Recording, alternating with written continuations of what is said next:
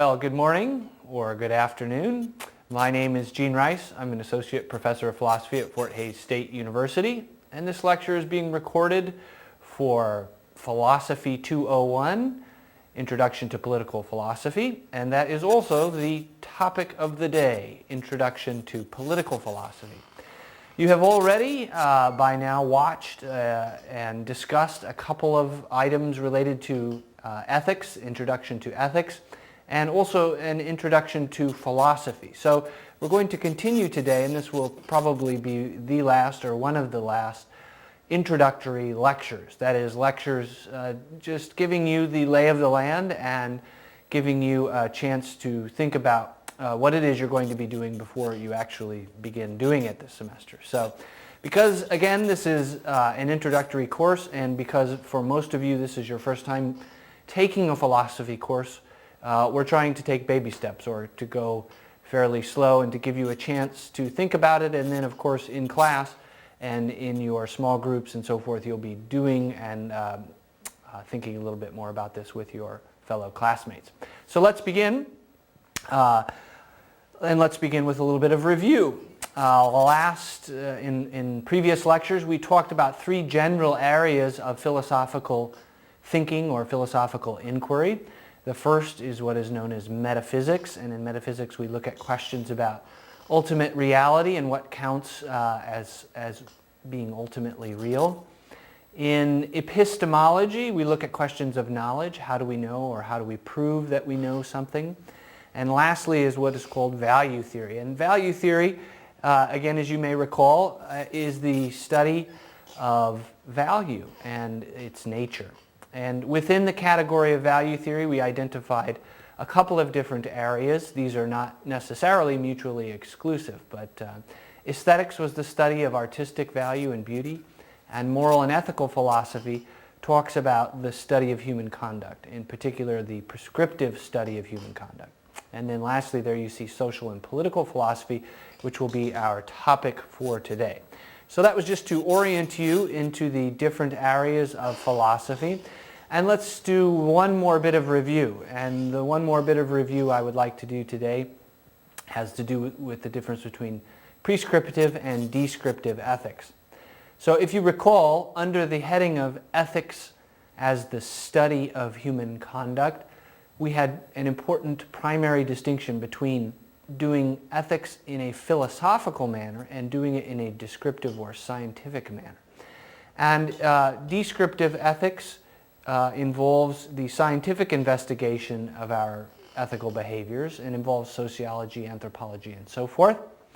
And philosophical ethics is the more open-ended inquiry into the oughts and the shoulds, that is, evaluating what it is that we should be doing, not necessarily what it is we currently believe or what people currently practice in ethical terms, but what they should be doing. So, that having been said, underneath the description of philosophical ethics, then we had a further breakdown between substantive ethics and meta-ethics. And underneath substantive ethics then, is the search for foundational principles of right and wrong, or goodness and badness. Under that heading, we will have political philosophy.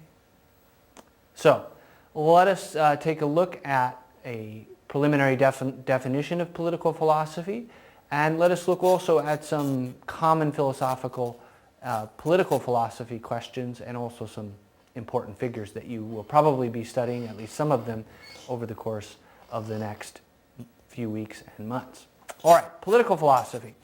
Political philosophy is the branch of substantive ethics, that is philosophical ethics, that investigates first the proper moral relationship of individuals to society. So when we talk about political philosophy, we're talking about the relationship between individuals to groups, and the number and the form of those groups will obviously vary. The group could be your family, it could be your local community, or it could be your nation, or even indeed the entire world. Human beings are by nature social animals. That is to say, no human being comes into the world as an individual who can survive without the help of others.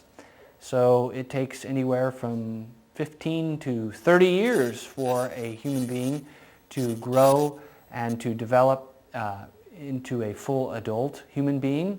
And even then, after we become individuals, fully fledged adult humans, we do not separate ourselves, at least almost no one separates themselves totally from the influences of others. In fact, that's a very hard thing to do. So in political philosophy, we're looking at the relationship of individuals to groups, to society. We're looking at both our rights and our duties.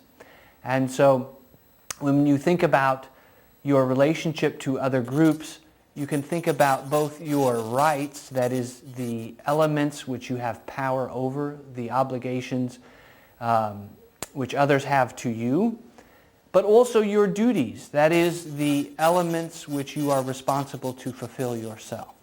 So you have some liberties, some control over certain situations, but also you have some obligations. So, for example, I'm a father, and as a father I have the right to discipline my children within certain limits, but I also have the obligation or the responsibility to discipline them.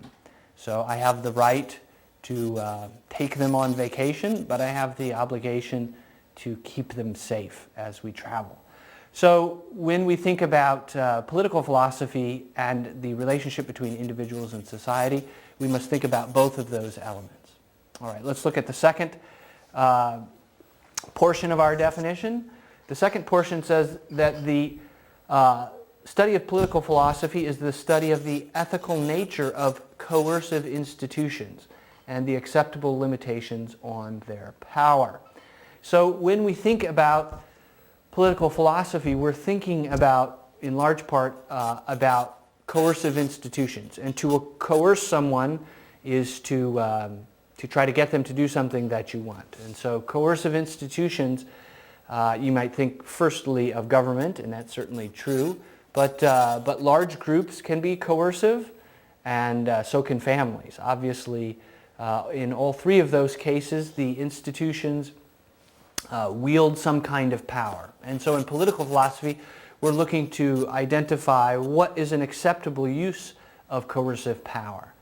Can the government force you to wear seat belts or prevent you from using a drug, a certain kind of drug? In the family setting, what limits should we set on parents raising their children? Should we allow them to raise their children and educate them at home?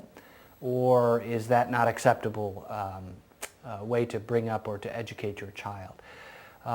And we already talked briefly about discipline. Are there limits on the ways that families, parents can discipline their children? And so, of course, these forms of punishment, discipline in the family or punishment at the level of nation states, is a way of coercing people, of getting them to do what you want. And so political philosophy studies that dynamic and asks the question not just what kinds of current coercion are acceptable, but what should be acceptable.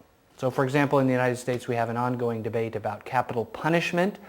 Is the state justified in, is it morally acceptable for the state to execute some people for certain crimes, or is that an abuse of the power of the state?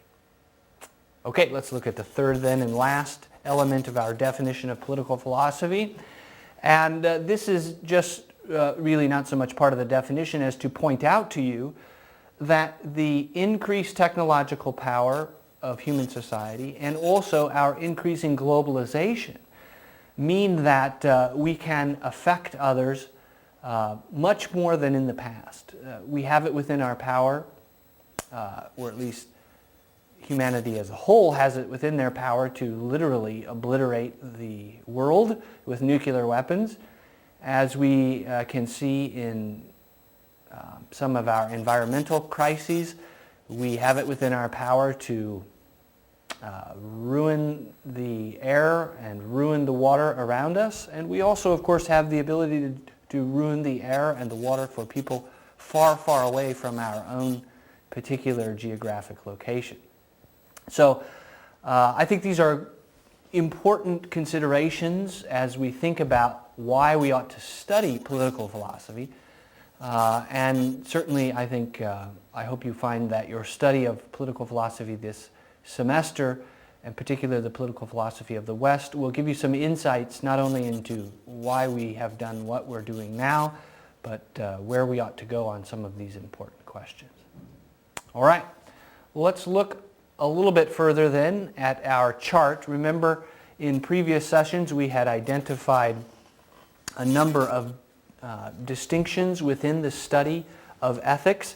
And so if I were going to locate political philosophy, I think it would be at least one appropriate way to locate it would be to put it there under substantive ethics and alongside ethical philosophy and applied ethics. So this is not a sacred way of organizing political philosophy in relationship to the other studies under ethics, but it's one thing, and it may be helpful for you. If it is, feel free to use it. If not, that's all right. Let's look at some examples of great political philosophy questions. Oh, I got bored of not having pictures on there, so I threw that revolution picture up there, but that doesn't really mean anything. Some examples of great political philosophy questions. Are some forms of government better than others? Is a monarchy worse than a democracy? Is a communist country better than a socialist country? Is a socialist country better than a democracy? Number 2, does might or power make right? Number 3, what is justice? You'll hear claims of justice and injustice all the time in the Western media, and the question immediately arises, what is justice? Is there a value of justice? How do we debate between competing claims of justice? Number 4, can people morally overthrow their government? Is revolution acceptable, and under what limits? Number 5, what limits, if any, are there in a parent raising a child? So we've already talked about this a couple of times here this morning. And 6, are there any universal human rights? Human rights today, I think, are the default language of political discourse.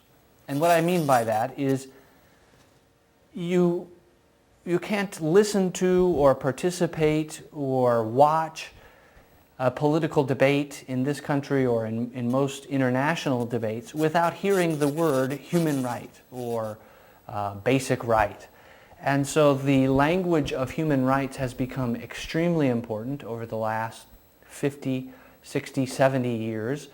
And yet in the whole span of political philosophy, the concept of a human right is a relatively recent development.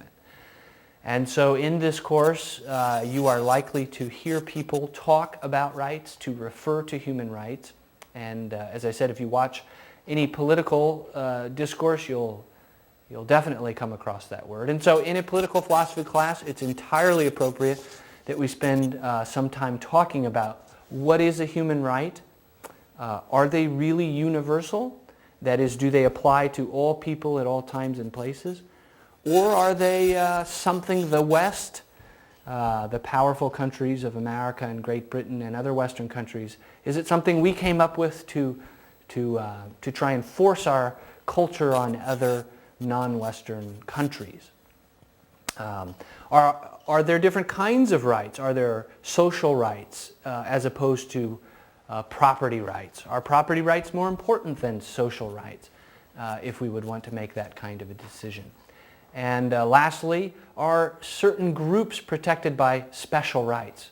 Are there really such things as women's rights, the rights of homosexuals, the rights of indigenous groups of people?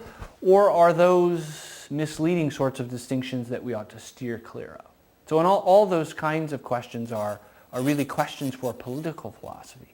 Again, not merely describing or just describing how people use the word human rights, but investigating and arguing for and against these various conceptions of human rights. All right, let's briefly look at a list of great political philosophers. Again, I threw this list together a little bit haphazardly, and so there's nothing sacred about this list on either side, but that picture in the middle there is a rendition of Plato and Aristotle, famous teacher and student walking along, and they are among the most important ancient political philosophers that we know. Hobbes and Locke and Rousseau are philosophers in what is called the early modern period, very important, as are Bentham and Mill. And Karl Marx, of course, famous for his work on socialism and communism. And then John Rawls is really the only contemporary philosopher I have listed there, although we will probably read, you will probably read, and we will probably discuss over the course of the semester other contemporary philosophers. John Rawls just passed away a few years ago, but his thinking continues to be extremely important.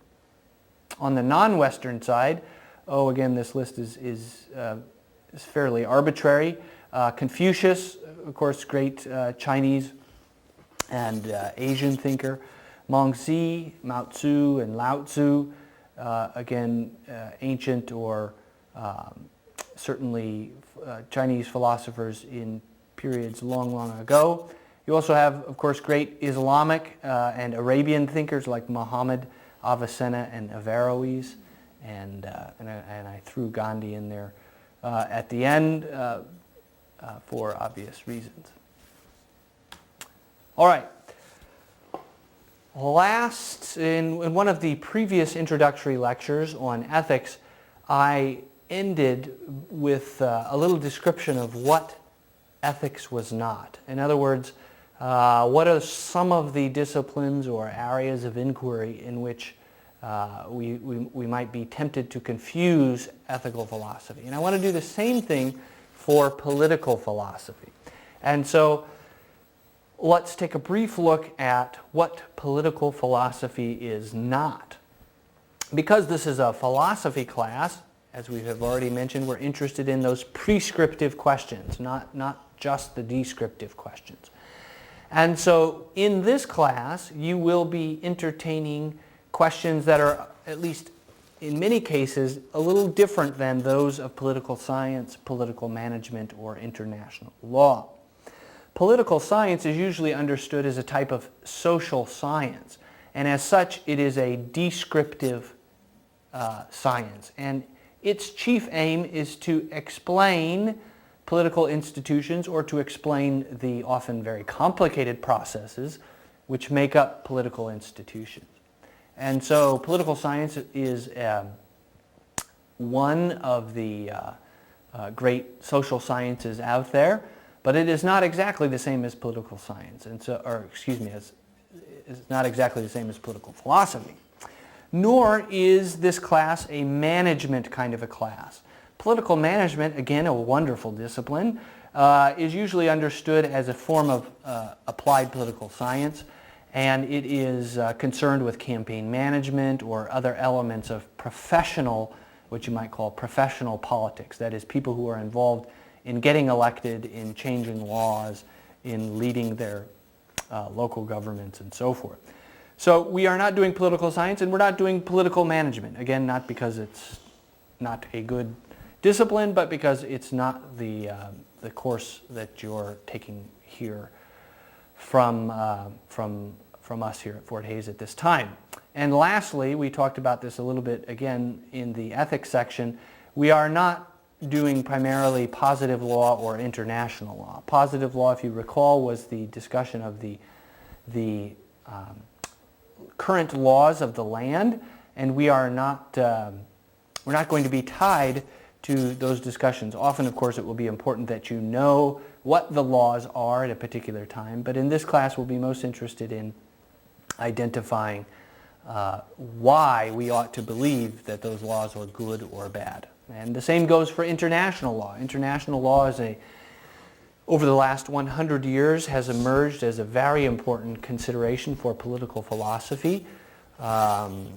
Another potential war criminal was just arraigned here very recently, and so we're starting to see international law become a real force within political philosophy across nations, across geographic boundaries. And so while international law is very important, we will want to ask the questions, is it justified? Where does the International Criminal Court, for example, where does it get its moral justification, if at all? What kinds of punishment are allowable under international law standards? And so since World War II, really, we've seen a flourishing of different kinds of international law, some under the guise of the United Nations, and some international law created by regional or by other kinds of political bodies. And so we'll spend some time talking about those things, but again, our interest primarily is in whether they're morally justified, what limits, if any, would we set on their power, and so forth. So that is our introduction to political philosophy, a very brief one, and you'll also, of course, have read the Introduction to Political Philosophy from your book, and we'll have some exercises and some small group discussions for you to continue thinking about these topics. So until next time, this has been Gene Rice in the fine studio in the basement of Fort Hays State University's Forsyth Library, signing off.